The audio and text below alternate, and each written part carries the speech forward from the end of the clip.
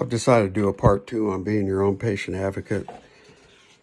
My mother-in-law is pretty crippled and has been living with us probably about 1.5 years. And she had another fall. And I'm trained at getting people off the floor, but my wife and I had a terrible time getting her up after she fell in the bathroom. And so my wife took her to the local ER, and they did an x-ray of her hip. I can't remember. Yeah, I think it's the left hip. She had her right hip replaced when she had a fall here when she first came to our location. So she had an x-ray done at ER, and they said she doesn't have a fracture. Sent her home. She was still having a great deal of pain. Couldn't get her out of bed onto the bedside commode.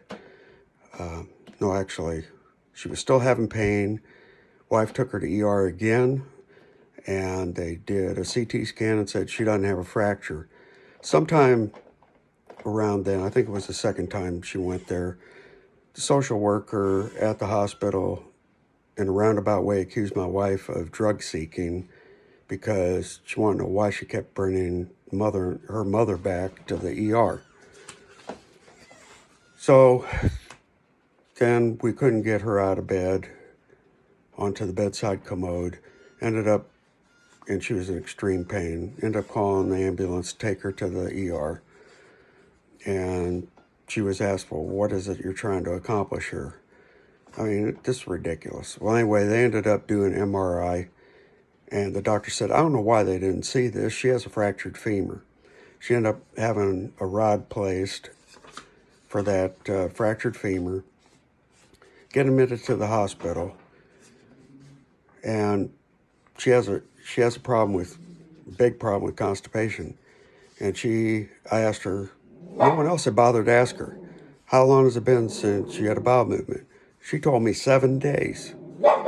I told the nurse and the doctor, and, doctor said he was going to do conservative treatment. Get away from the dog.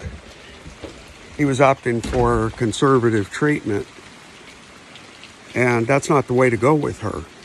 I told the nurse too, and they did nothing about it, and I said, are you going to keep feeding her? And they said, yes. Well, anyway, she still couldn't go. I took my own stethoscope up there, listened to her. She had almost no bowel sounds. I told the nurse, you're going to have to hit her from both ends to get her to go. Did they do that? No, they just gave her Dulcolax. So then she ended up vomiting. And my wife said that she had black on the corner of her mouth. I went and looked at the puke that was in the garbage can. Not my job, but I did it anyway. And the nurse said it was bile. Well, some of it definitely was bile. But if you get constipated long enough, you're going to throw up your poop, basically. I have seen that happen. And you could rupture an intestine. It can kill you. I've seen that happen, too.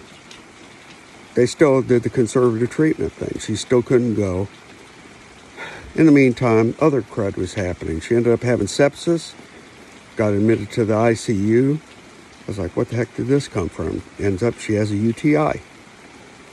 So she ended up on an extended stay there at the hospital. They didn't listen to me.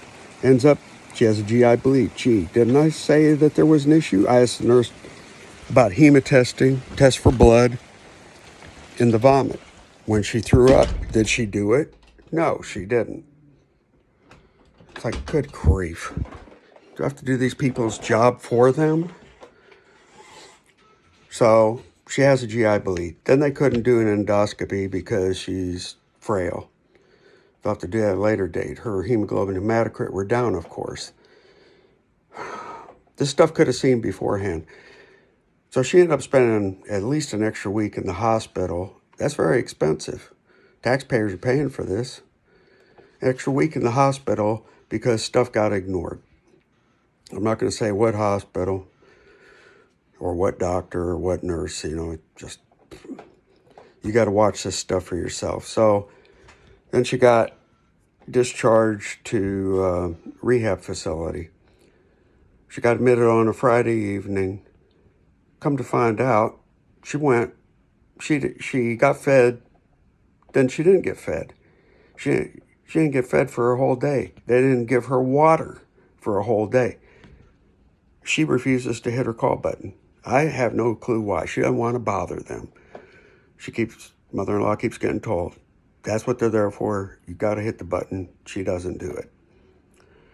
So anyway, it's a good thing she's got kids. So my wife is like, what the heck's going on here? Why isn't she fed? Why doesn't she have water?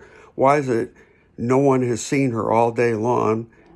Come to find out, before she went down to visit her mom early in the morning, a nurse had gone in before that.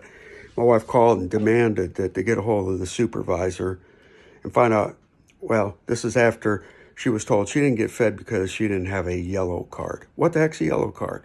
No one gave her a yellow card. And the person in the kitchen said, well, she didn't get lunch and she's not getting supper either. She doesn't have a yellow card. Then you know what breaks loose. My wife demands that the top people get put on the phone. They're not there. The nurse manager's not there. I mean, I think it was Sunday by then.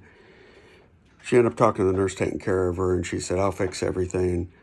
And my sister-in-law ended up going to the kitchen, chewing out the kitchen staff. Mother-in-law ended up getting fed. Then some of the people did a good job, but there was one tech that did not do a good job. And she had to complain about her a couple of times to get her motivated to give her water, make sure she has food.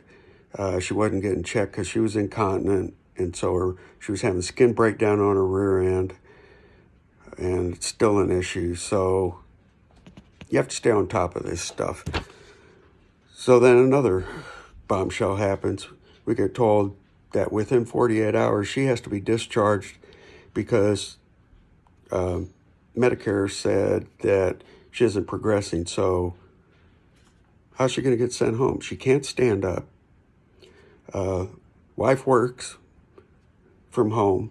She ain't going to let me change her. She had been walking with difficulty before this.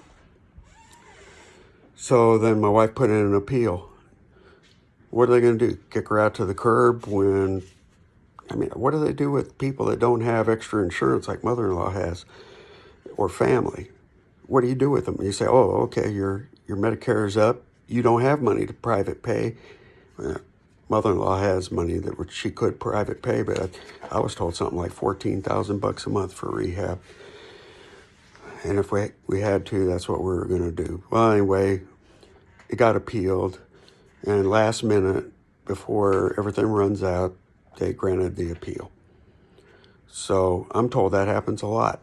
You get 48 hours to find them someplace to go, but then you're holding out waiting for the appeal instead of looking for like a nursing home to send them to. Let's see if there's anything else. You have to make sure that if you've got somebody that doesn't turn in bed, they got to be turned, because first comes the skin breakdown. You're going to end up having skin ulcers, or also known as bed sores, or decubitus ulcers. I've seen those things so big you could put, and I'm not exaggerating, you could put a 6-pack into their rear end. Once they start getting like that, there's a good chance they aren't going to get out of there alive. So now she gets to stay in rehab, and it's just stuff to know, folks. You got to keep an eye on things.